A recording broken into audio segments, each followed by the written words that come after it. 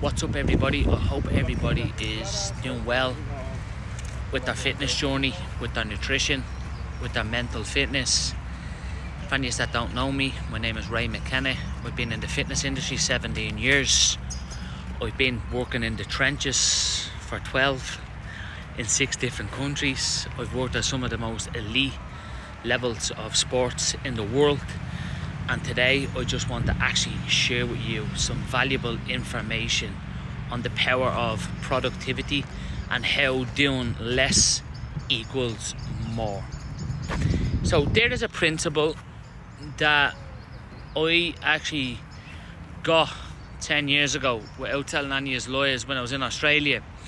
So I was in Australia years ago working as a personal trainer, and when I was in Australia I was also working self-employed as a personal trainer in 2 different gyms, right?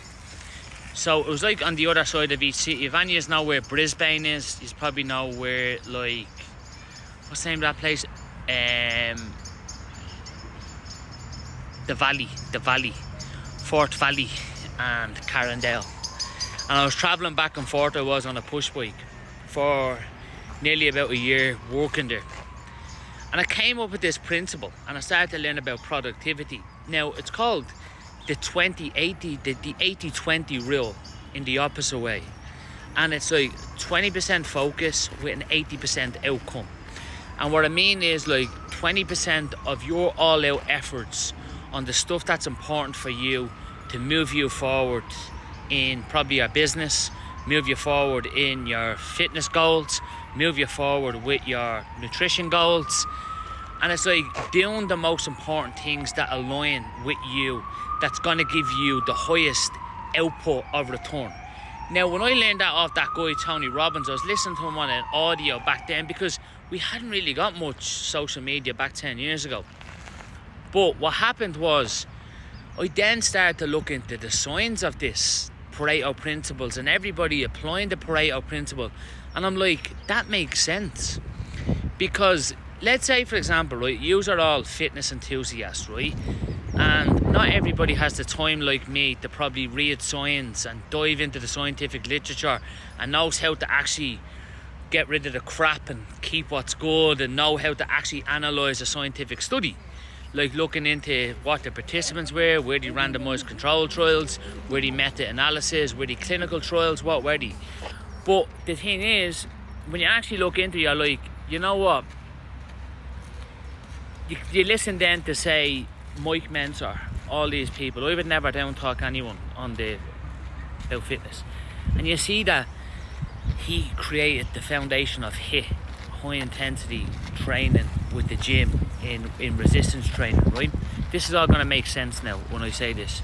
So he created HIIT, and then you look into all the big huge volume studies, right, where they were doing 25 and 30 sets a week, but a lot of that volume was not even measured as a full set because a lot of it was done in isolation work.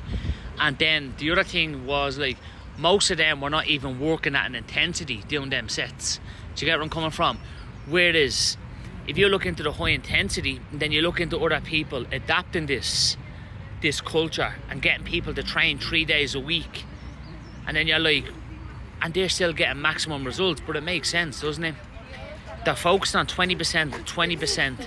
They're being consistent 3 days a week. They're probably going in them training sessions and probably training to a maximum intensity.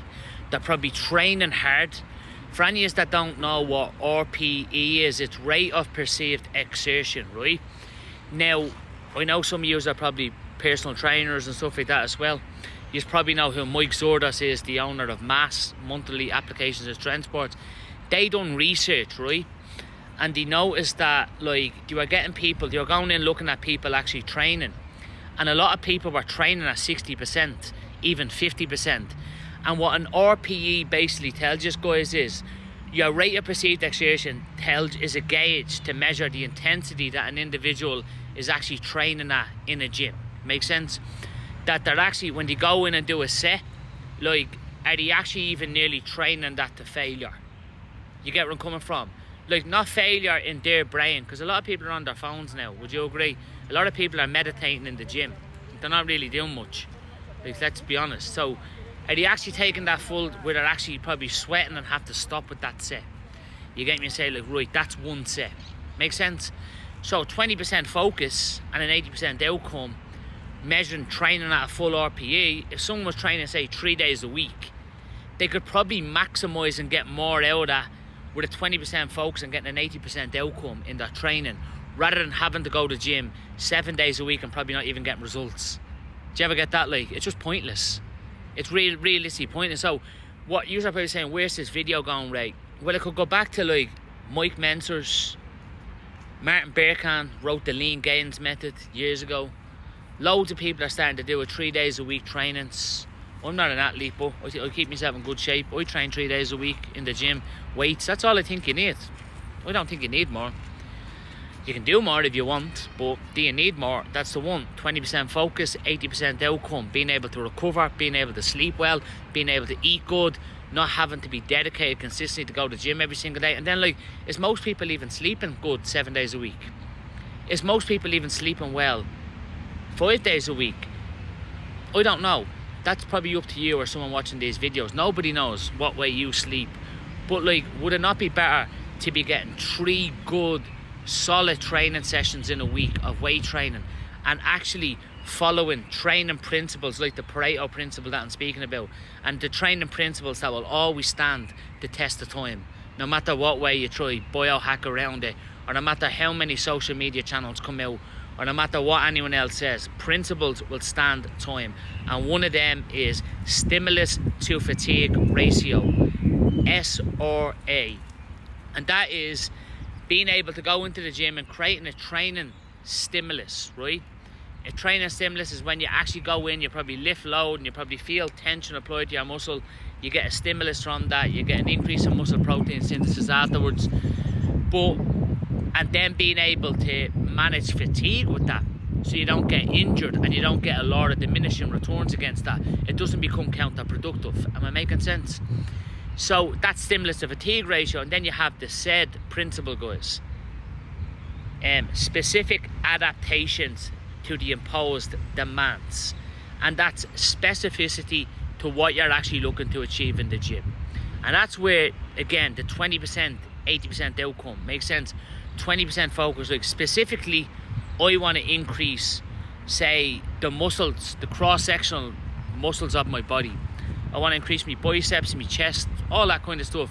I'm a girl, I want to get bigger glutes, stuff like that. If you do want to get bigger glutes, we all know with scientific evidence that a squat is better than a hip thrust. We can just look into the research and we can dive so deep into that the hip thrust has still not beaten a squat.